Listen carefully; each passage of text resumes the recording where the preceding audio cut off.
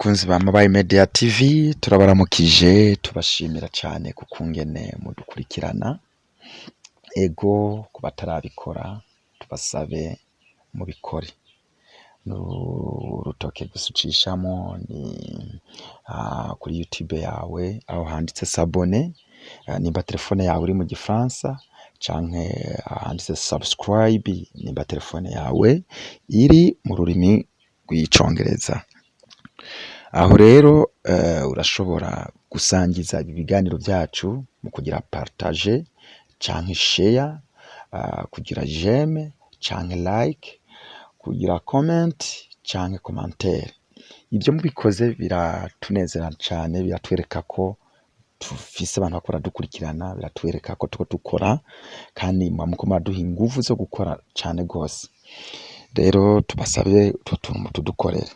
Hama nkuko muriko murabibona ku masanamu, uyu munsi igenekerezo rya 18 ukwezi kwa mbere umwaka wa 2023, ya televiziyo yanyu ariyo yacu Yahishikiye mu ntara ya Cibitoke, na cyane muri komine ya Mabayi, aho Abashikiranganji babiri bagendeye intara ya Cibitoke.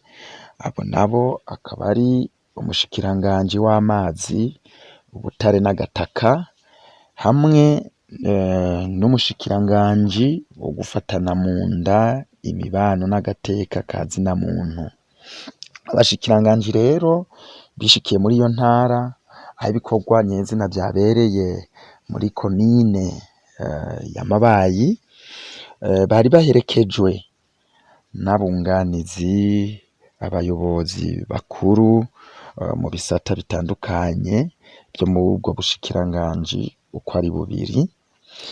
Hari haje muri ibyo bikorwa, hari haje indongozi zitari nke z'intara ya Cibitoke, ba mustanteri batwara amakomine y'intara ya Cibitoke batashoboye kuhashika, nabo bari barungitse intumwa. Hari muri ico kibanza nyene hari hishikiye abajeje umutekano, abaserukira ibisata bitandukanye muri ayo makomine agize intara ya Cibitoke, abaserukiye amasengero, abaserukiye amashirahamwe, eka n'abene gihugu bari bitavye ibyo biganiro ku bwinshi. Rero bo bashikiranganji bagishika, umurisho w'ingoma waciye usamirana, hanyuma buramatare w'intara ya Cibitoke nawe arabaha ikaze ryo gushika hava habera ibikorwa nyezina. Bamaze gushika mu kibanza ibikorwa biberamwo, ibyo bikorwa byaciye bitanguzwa n'amasengesho, hama hakurikira ururirimbo ruhayagiza igihugu cacu c'u Burundi. Buramatare w'intara ya Cibitoke yaciye afata ijambo ry'ikaze, aho yanashikirije ko umutekano mu ntara ya Cibitoke ari wose. Abashikiranganji nabo bashimye cyane iryo kaze bahawe na buramatare w'intara ya Cibitoke, baca batanga intumbero y'urugendo rwabo. Bamenyesheje abaraho ko bari ku butumwa bwanye n'icubahiro umukuru w'igihugu, aho bagendera abene gihugu, hanyuma abene gihugu nabo bagashikiriza ibibazo, bashikirije ibibazo abashikiranganji nabo bakavyishura. Rero ico kiganiro caciye gitangura. Buramatari w'intara ya Cibitoke nawe aho yariko atanga ijambo ryiwe ry'ikaze, yashikirije ibibazo vyiwe abashikiranganji nabo bavyishuye.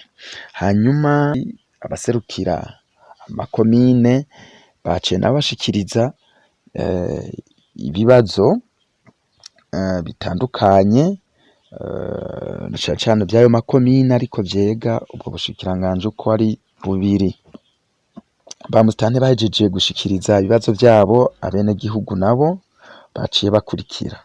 Ico kiganiro carangiye buramatari w'intara ya Cibitoke ashimira cane abo bubahwa bagendeye iyo ntara ya Cibitoke,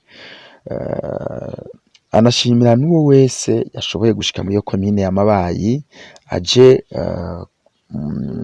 muri ico kiganiro. Carangijwe n'amasengesho. Bakunzi ba Mabayi Media TV, natwe tubandanya tubashimira cane kukungene muriko muradukurikirana, murabahora uko, mubandanye mubisangiza n'abandi, ahasigaye naho ubutaha.